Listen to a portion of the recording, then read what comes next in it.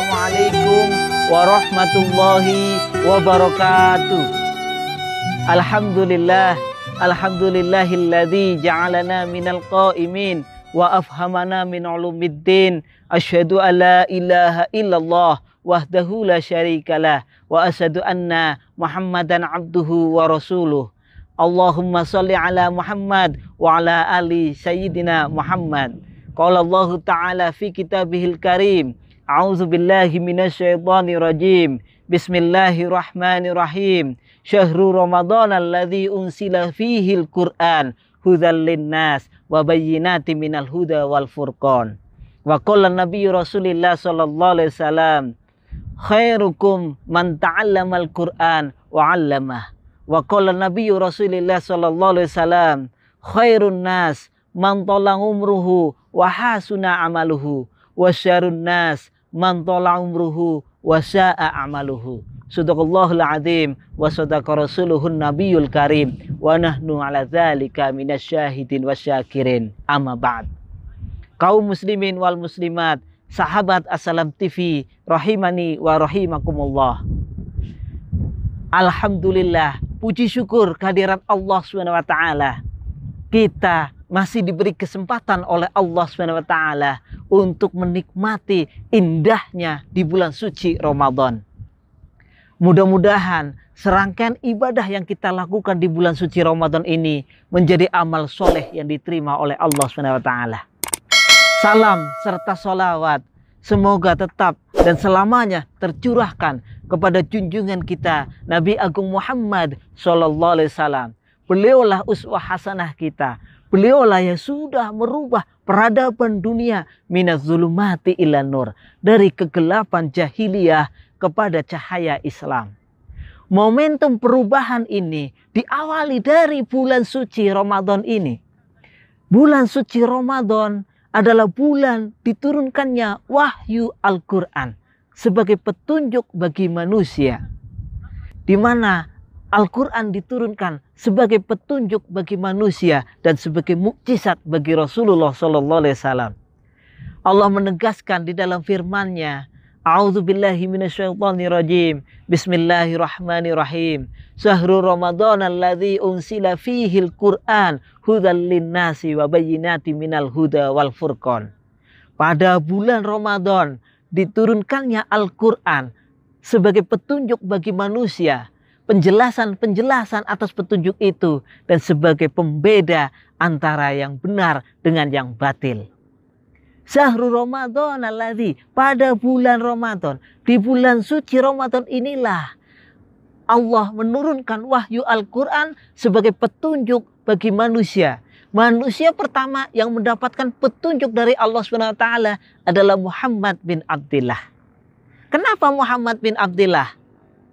Pemirsa Assalam TV yang berbahagia, kalau kita lihat dari literasi sejarawan-sejarawan Islam, di mana kita lihat kondisi pada saat itu, di mana keadaan jahiliyah yang ada, hampir seluruh mayoritas manusia berada di dalam fi dhalalim mubin, kegelapan jahiliyah. Maka sosok Muhammad bin Abdillah adalah sosok terbaik di saat itu, di mana seluruh manusia berada tenggelam di dalam kegelapan. Jungkir baliknya nilai-nilai kebenaran, di mana seluruh keadaan manusia mayoritas berada tenggelam di dalam kejahiliahan, di mana nilai-nilai kebenaran dijungkir balikan. Hampir keadaan manusia pada waktu itu jauh dari nilai-nilai kebenaran. Maka ada sosok pemuda yang memiliki kebeningan hati, ingin merubah keadaan, di mana keadaan yang jahiliyah tadi, yang sudah porak-poranda di berbagai sisi kehidupan. Maka Muhammad bin Abdillah, seorang diri dengan keterbatasannya, merasa tidak mungkin, tidak mampu merubah keadaan yang ada.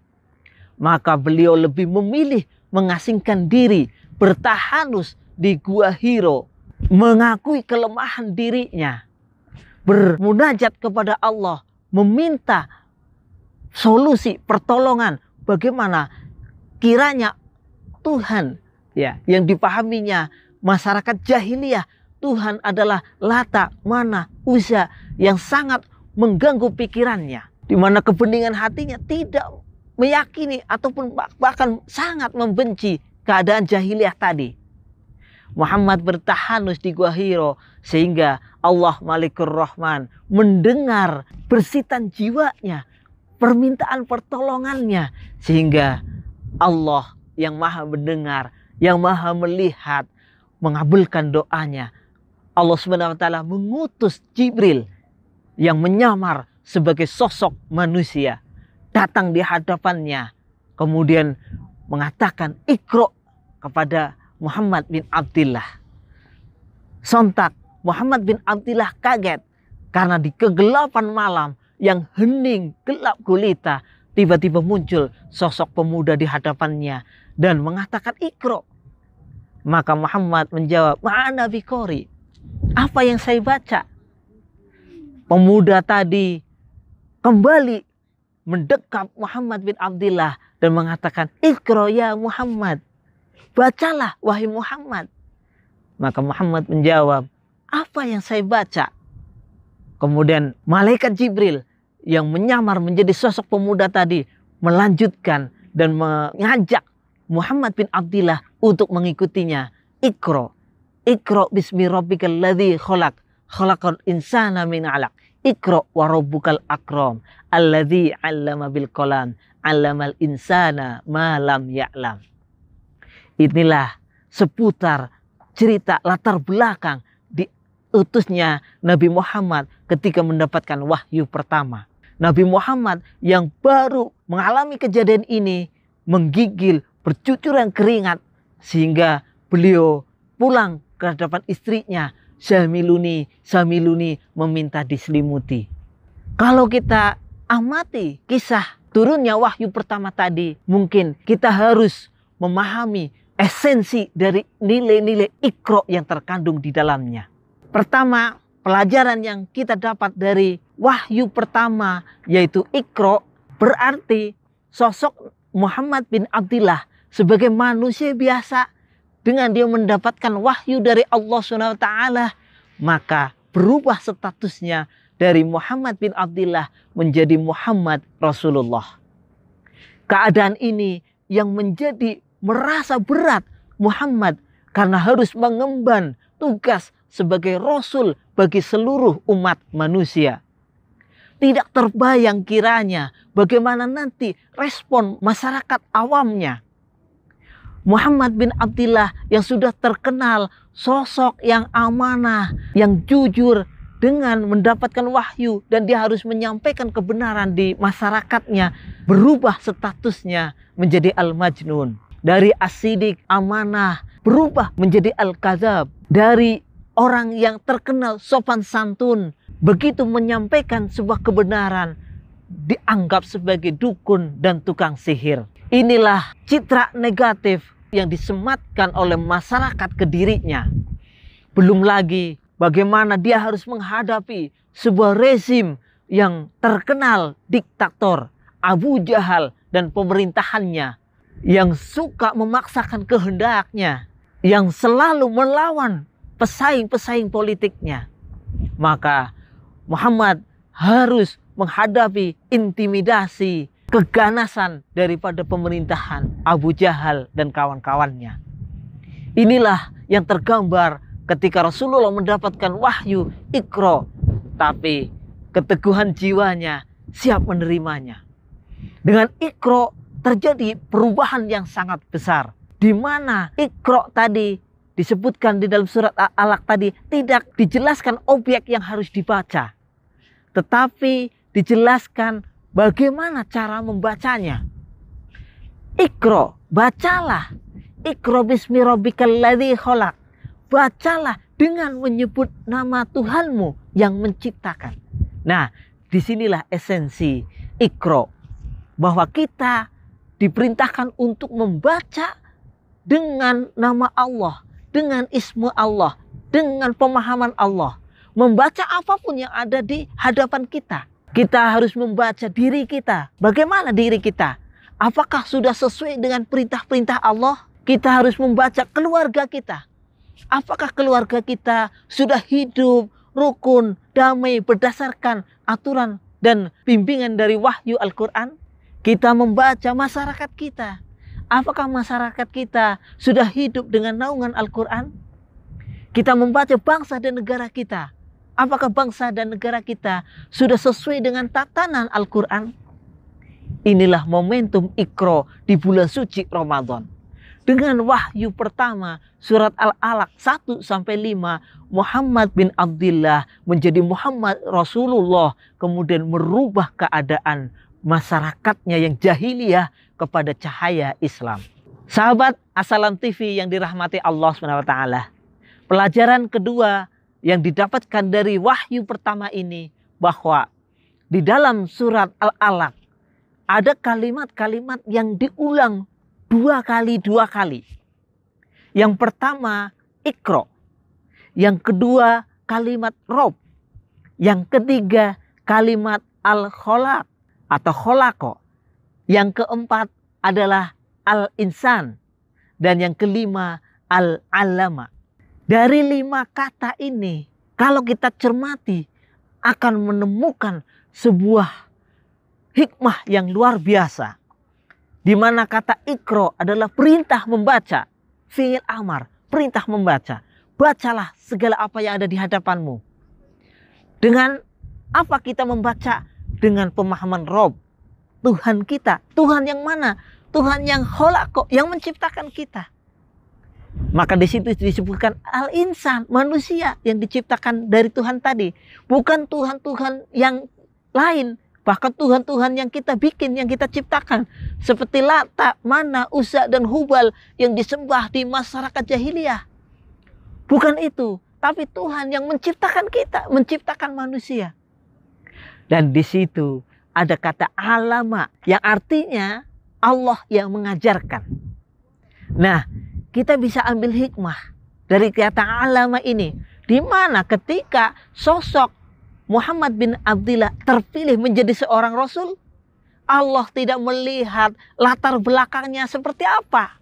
Walaupun dia seorang ummi yang tidak bisa membaca dan menulis, tidak sekolah, pendidikannya rendah, masyarakatnya menganggap orang yang terbelakang, orang yang tidak berpendidikan, orang yang ekonominya rendah. Latar belakang itu tidak jadi masalah bagi Allah ketika Allah sudah memilih dan membimbingnya berdasarkan wahyu. Maka dengan bimbingan wahyu alamah tadi, Allah yang mengajarkan wahyu ke Nabi Muhammad, sehingga Nabi Muhammad mampu merubah keadaan minaz-zulumati ilan nur. Dari dirinya dia mengajarkan, menyampaikan kepada istrinya, kemudian dia menyampaikan kepada keluarganya, sampai kepada masyarakatnya. Maka dalam waktu kurang lebih 23 tahun, Muhammad Rasulullah mampu merubah keadaan masyarakat jahiliyah dhalali mubin kepada cahaya Islam. Inilah hikmah kedua, di mana ketika kita meyakini bahwa kita adalah orang-orang yang beriman, maka kita harus meyakini Allah yang mengajarkan kita, Allah yang memandaikan kita. Maka insya Allah dengan bimbingan Al-Quran, Allah akan memberikan petunjuk setiap langkah dan upaya kita untuk menjadi yang lebih baik. Karena dengan Iqra adalah momentum perubahan. Kalau kita sudah ingin berubah, maka Allah akan memberikan petunjuk melalui Al-Quran. Sahabat Assalam TV yang dirahmati Allah SWT. Petunjuk Al-Quran ketika kita ikuti, maka Allah akan membimbing terus menerus. Di situ di surat Al-Baqarah ayat 185 disebutkan hudal linas.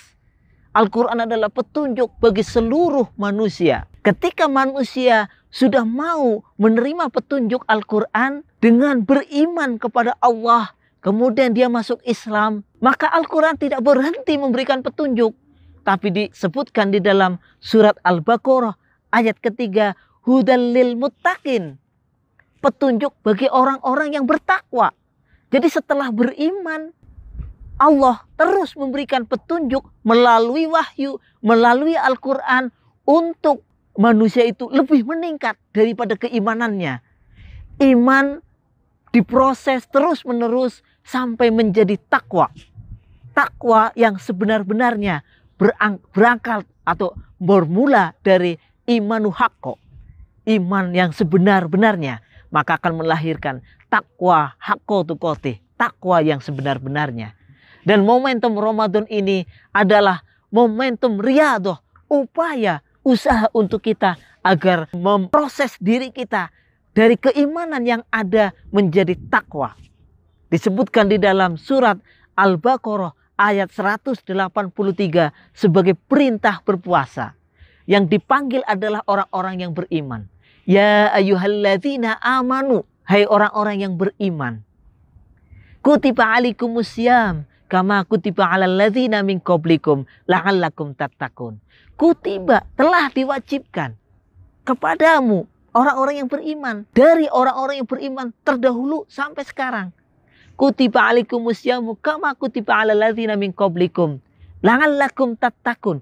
Tujuan dari berpuasa adalah la'allakum tattaqun.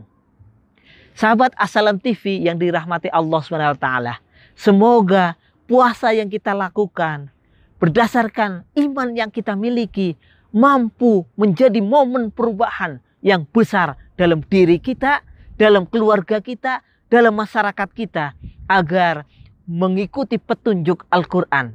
Hudal linnas, petunjuk tadi kita pahami, kita pelajari bersama-sama sehingga akan menjadi bayyinah, menjadi jelas. Kalau kita sudah jelas, kita akan berbeda antara orang yang mengamalkan Al-Quran dengan orang yang tidak mau mengamalkan Al-Quran. Orang yang mau mengamalkan Al-Quran, mau mengikuti perintah-perintah Allah, diantaranya menjalankan syariat-syariat Islam, yaitu berpuasa di bulan suci Ramadan ini. Semoga kita mampu menuntaskan segala serangkaian ibadah-ibadah di bulan suci Ramadan ini dengan baik sehingga menjadi amal yang soleh, amal yang diterima oleh Allah SWT. Demikian, semoga bermanfaat. Banyak kekurangan dari diri saya, yang benar semata-mata dari Allah SWT. Al-haqqu min rabbika fala takunanna minal mumtarin. Wabillahi taufik wal hidayah waridho wal inayah. Wassalamualaikum warahmatullahi wabarakatuh.